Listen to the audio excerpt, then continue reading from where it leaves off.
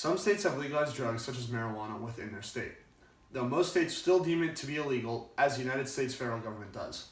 Making the crimes associated with drug felonies leads to unnecessary government spending to fund the man-hours of officers, judges, and the management of the large number of offenders.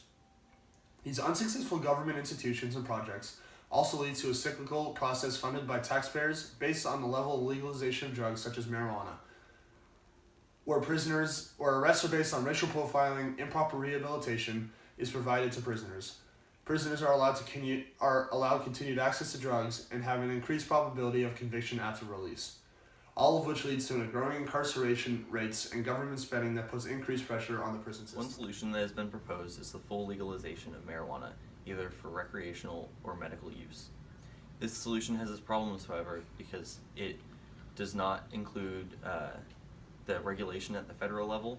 It puts pressures on doctors to hand out medical licenses and makes it easier for minors to obtain marijuana. The government is trying to reduce the amount of drugs that are getting into prison because people in prison that are addicted to drugs are able to stay addicted to them because drugs are so easily found in prison. The government wants this to happen so more people can get rehabilitated in prison, and when they get out they won't still be addicted to drugs, creating less of a demand for them on the streets.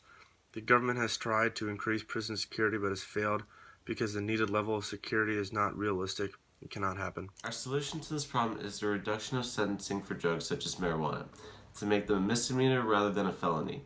This would keep it illegal in the United States to keep those opposed to legalization happy, but would also decrease the pressure put on prisons by those that are arrested for marijuana possession. This is the best alternative because other options such as complete legalization could lead to increased use among minors, as it would be easier to obtain for them. Or reforming the three-strike law. By not having marijuana arrests be applicable to a three-strike system, then it would not be treated or sentenced nearly as strict as it is today. Or increase security because people who come out of prisons will be addicted to drugs. Thank you.